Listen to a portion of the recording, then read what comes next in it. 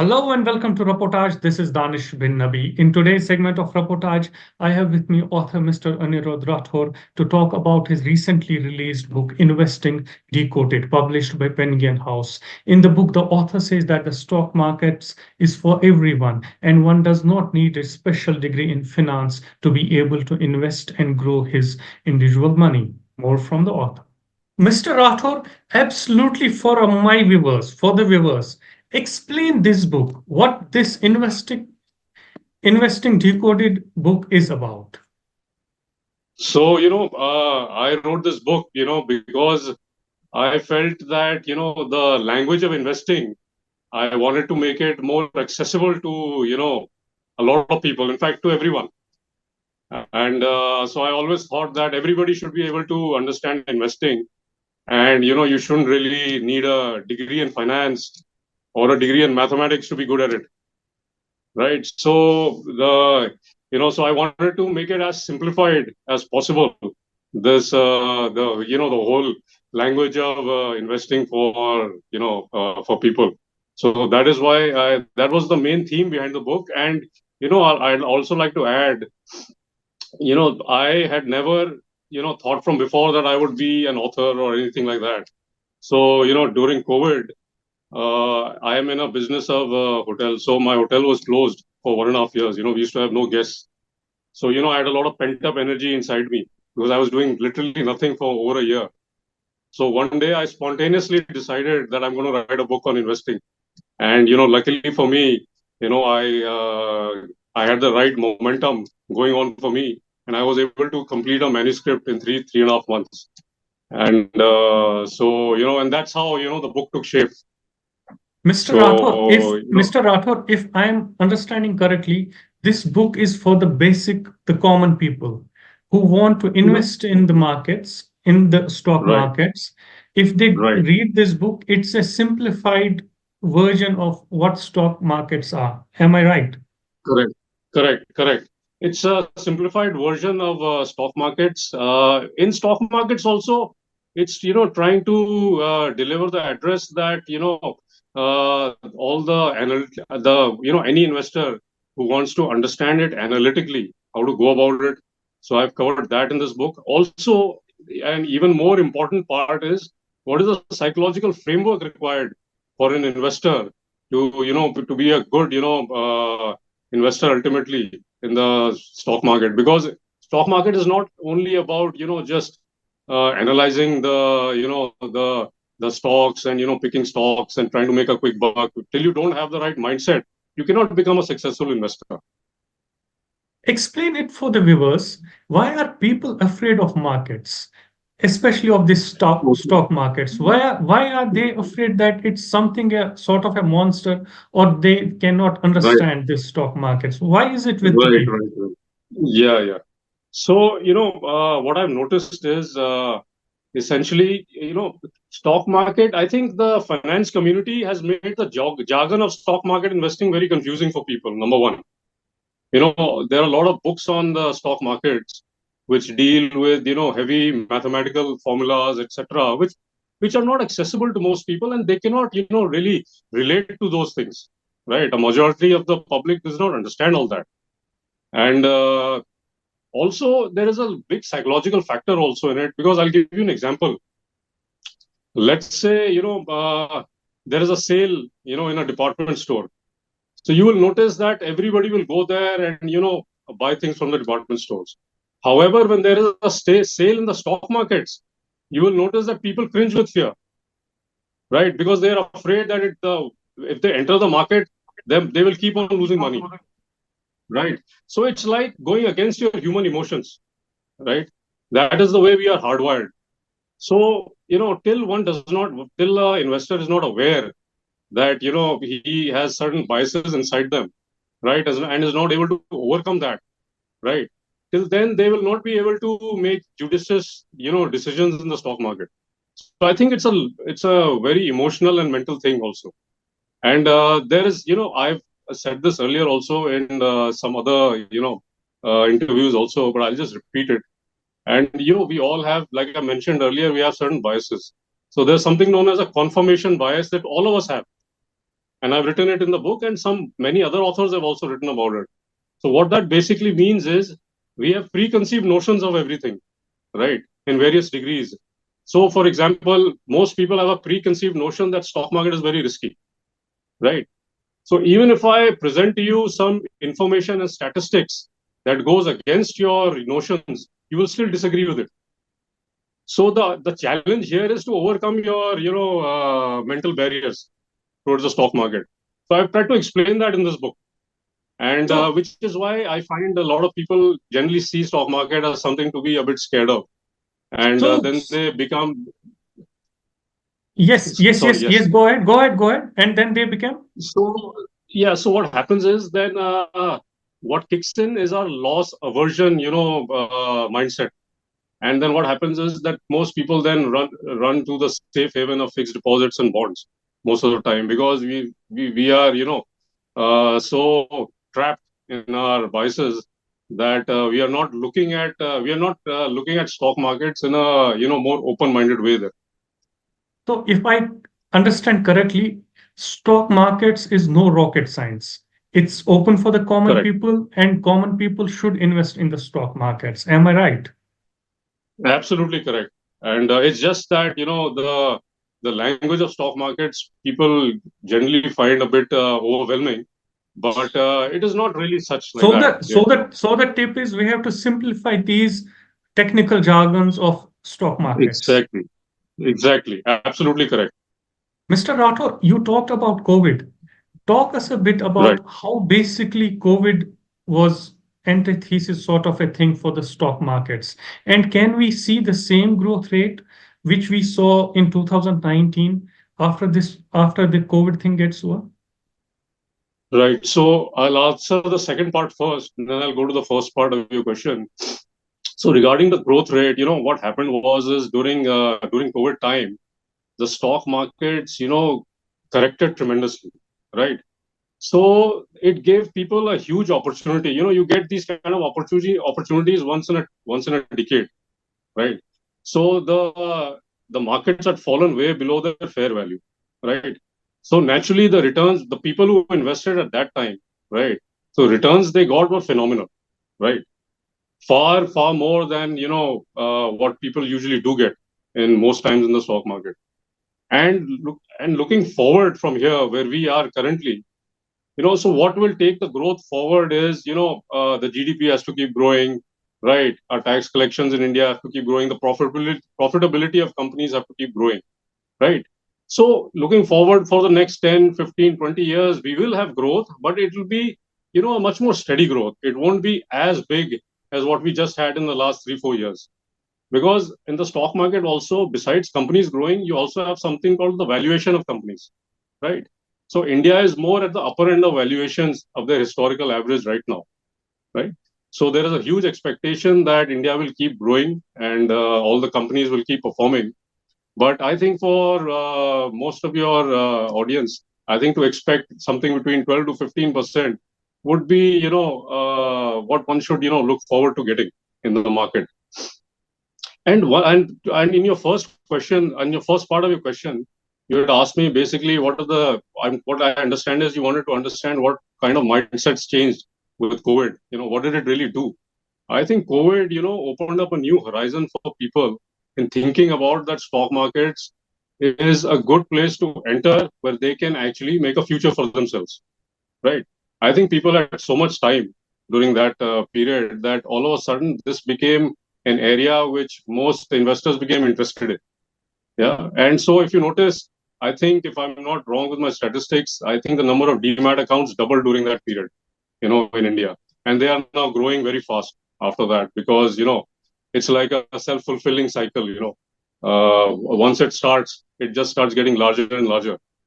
So I think, in the future, the stock markets have a great future, and I think more and more Indians are going to get into it. And I think it's very good for our country, and it's very good for investors also in India. Mr. Rathore, now we see again a surge of new COVID variant that is JN1. Should stock markets be prepared for another lockdown? Oh well, I don't think there's going to be any other lockdown now because we're all vaccinated. And these, what I understand about these viruses is they keep on mutating. So it's just something where we have to accept, and we have to take care of ourselves, all of us, our families, individually also. And although I don't think there's going to be any lockdown in the future, because countries can't run with lockdowns, So therefore, because so we that, need not stock markets especially need not to worry with this JN1 no, no, variant. I don't think there's really anything to worry, because life goes on, and these scares and these various viruses keep coming and going. And I think just everybody has to just look after themselves and take things in their stride, and move on accordingly. Mr. And Rathod, also, yeah, yeah, sorry, yeah, yeah, no, no, please. please go on, please go on, Mr. please, Rathod, please. at this point of time, I would like to chip in a political question in our discussion. Okay. Have the stock markets seen any positive change, especially after 2014, when the new government mm, came in? Right, right. So I think what you are saying is, I think since this current government has come, and I think they've done very well on various economic parameters for the country, and and the way that you had just the results of the recent elections, etc. People do expect a continuity in the government. That is what the expectation is, and continuity is always a good thing, right? And so with the current, the way things are looking, I think most likely this continuation of economic policies also looks like it will keep on getting better and better over the years. There has not really been much backtracking of economic policies at all. So I think India is in a good position right now, and I think politically also we are quite steady currently. Markets do not like uncertainty, right? That is what the problem. Markets right now are seeing a stable future for the country. So that is what the current indexes are reflecting. So with this present political dispensation, markets are seeing a stable thing as Correct. far as They are expecting a stable future for the country going forward, politically as well as economically. Mr. Rathor. One of the interesting rather chapters that I read in the book was about this. You have named him as a legendary investor by V. Prem Vatsa or Vatsta, That's right. something like that. Yeah. What is the story That's of right. this investor? Explain it for the viewers who this investor basically was. Right, right. So I'm glad you brought this up. While writing this book, I did feel that, I should, include somebody who's been a legendary investor, an Indian who's been a legendary investor. And although he's very well known in the world, but I thought that a lot of Indians are still not aware of his prowess and, all the success that he has achieved. And so, uh, the information that I gave in the book about him was a little bit of research that I could do about him. Although it would have been nice if I could have, spoken to him, or would have been able to meet him, I would have been able to give far more detailed information about him. But the beauty of what he has done is he's also known as the Canadian Warren Buffett. You see, so a lot of the organization that he set up is very similar to Berkshire Hathaway. There are a lot of similarities with that, because he also was a part of the insurance industry initially, right? Most of the companies that he bought were insurance companies initially, right? That he was able to, acquire and, turn them around and, take them forward. So the actually the so what he does is he follows value investing, what is written in the book, and his knowledge of value investing also came from a person who's written two legendary books called Benjamin Graham, right? He in the early 20th century wrote two books. One was Security Analysis, and the other was The Intelligent Investor. So all his understanding about the markets came from those two books, right? And he's mentioned also in many places that after reading those books, it was the road to Damascus moment for him. They were so influential in his life, so much so that he even named his son Ben. You know, and So actually, the main thing about Fairfax Financial Company, which he runs, is the most important thing they do is they are able to acquire companies at reasonable rates, right? Turn them around and take them forward. Usually, what you notice internationally is acquiring companies. Most organizations acquire companies at very high rates and are unable to, give results to their investors after that. But this company, this group, Fairfax Financial, has been able to do the opposite.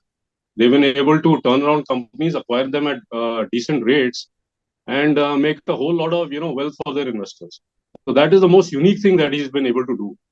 And I thought it would be nice to include him in the book, and so that more and more people could understand about all the fantastic things that he and his company has been able to do. And they are also very heavily invested in India, also in many sectors, in banking, NBFCs, and in travel and tourism, etc. And I think they're also in infrastructure now, I believe. So India is a major focus area for them. Mr. Rathore, another story that's worth mentioning from this book is about the first investors of India, which are the Marwaris. Who were these Right, people and where were they based? Why did they invest? right, How did they invest? Kindly explain it for the right, viewers. right. So again, it is actually very interesting. So again, while writing the book, a thought came to me that who would be the first investors in India? Who are they? Who are these people? So I did a little bit of research on it, and there were some. Luckily, there was some good, books already written about them. So I was able to get a lot of information. And right from the 18th, 19th century, we had this community from Rajasthan, the Marwaris, and they were basically financiers to all the royal families during that time. And from there they moved on to all over the country. And from the 19th century onwards, they started migrating to all the major cities of India, right? And they were the first people who were doing a lot of commodity trading also. They were the first investors of Indian stock markets also in the 19th century, when in a rudimentary form stock markets in India started developing, right till the early part of the 20th century. And they utilized these opportunities very well. A lot of these families made a lot of wealth during the late part of the 19th century and the early part of the 20th century. And from that, the wealth they created, they became the first industrialists of India also, right? So nowadays, you have a lot of these old families for 5, 6 generations, they've been industrialists now. And they were the first people who set up factories in India, who Can you diversified into name these various few industries in families? India. Well, I'll have to, of course, the most notable is the Birla family, right? And So Birla then family I, basically are from Rajasthan. They are the yeah, Marwari. yeah, yeah. In Rajasthan, there are, a lot of these Marwadis. Marwad is a area in Rajasthan, right? Which is concentrated between Jodhpur and the Sikar belt, Sikar Junjunu belt. And so a lot of people from these small towns and villages from there, moved on to look for better opportunities all over India. And also they were very entrepreneurial, right? So they were able to, make the best of different industries that they got in. And they also, created a kind of a culture for grooming the next generation also in their businesses. And starting businesses, growing them became a complete mindset and a passion for them. And that is why you notice that in all the major cities of India, you have people from the Marwad area who are dominating in many various industries. And they have, businesses over the last 4, 5, 6 generations. Absolutely, Mr. Rathore. A pleasure talking to me. Let me once again hold your book so that it reaches to more readers. And I hope that common people basically read your book to understand what the stock market is all about. Thank you. Thank you, Mr. Rathore. Thank you Pleasure. so Pleasure much, talking Danish. to you. Thank you. Please subscribe to our channel Reportage and press the bell icon to remain updated.